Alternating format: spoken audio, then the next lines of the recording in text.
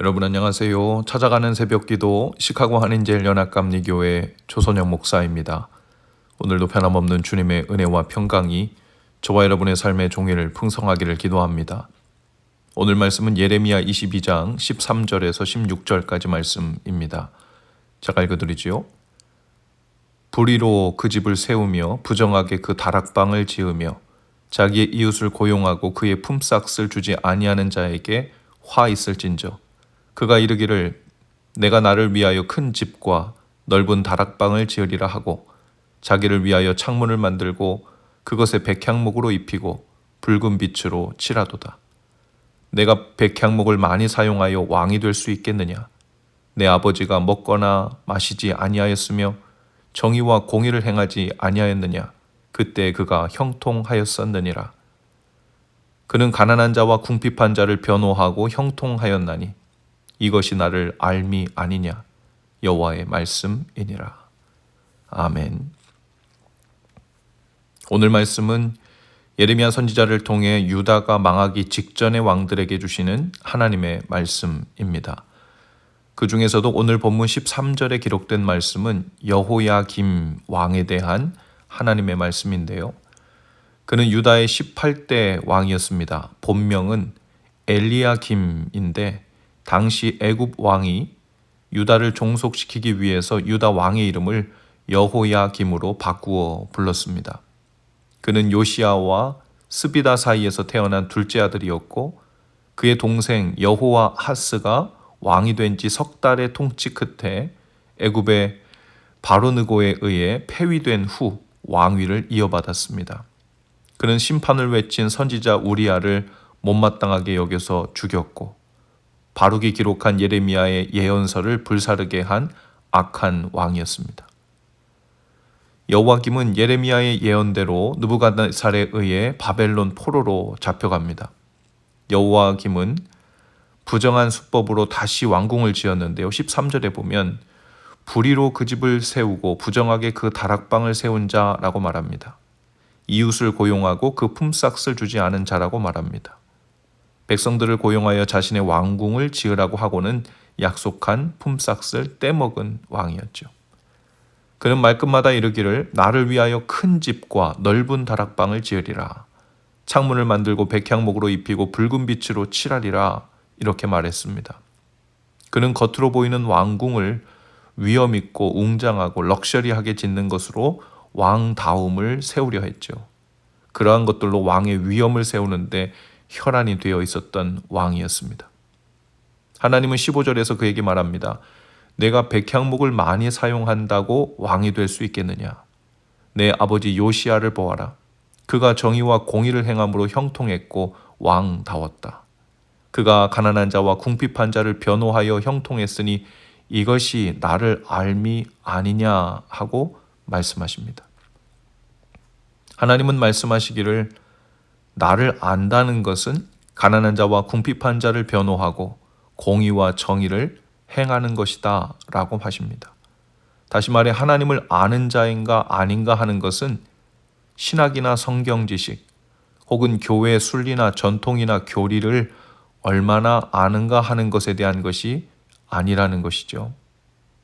그것은 하나님에 대해서 피상적으로 아는 것입니다. 그러나 우리가 주님을 제대로 잘 안다는 것은 주님을 인격적으로 아는 것을 말합니다.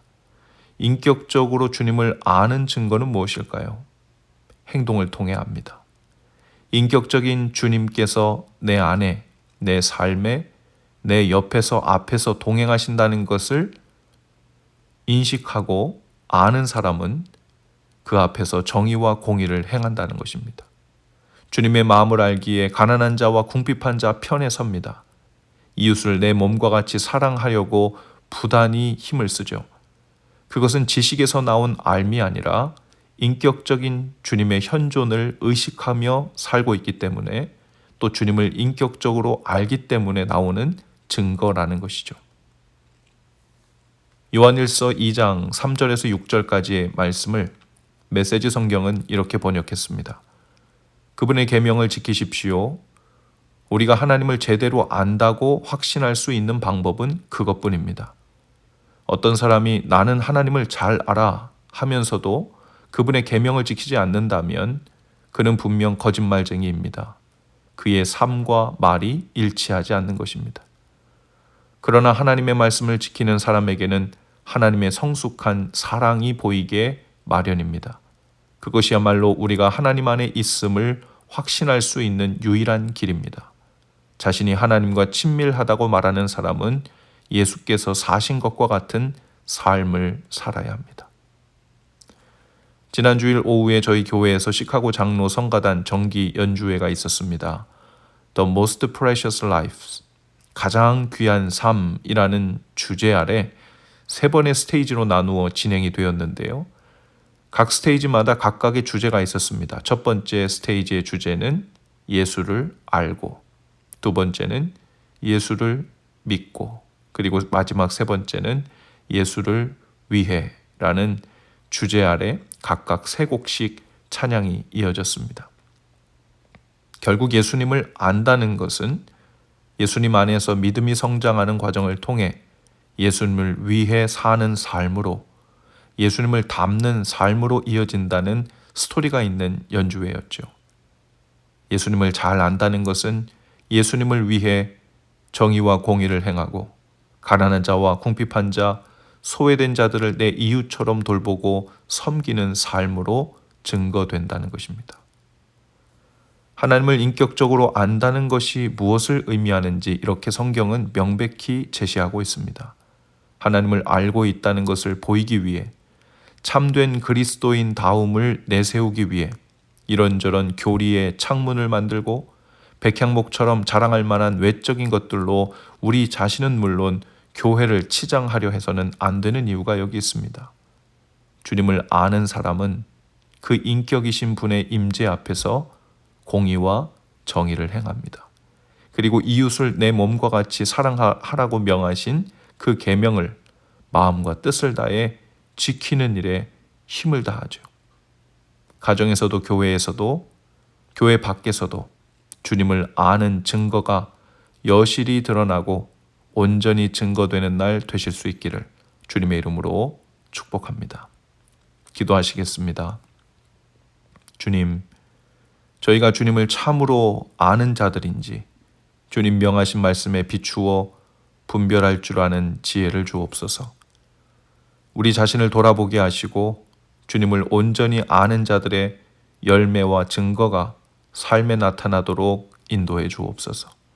주님 앞에서 정직하고 진실이 행하는 것으로 주님의 살아계심과 주님을 경외함을 힘써 보이는 날 되게 하옵소서.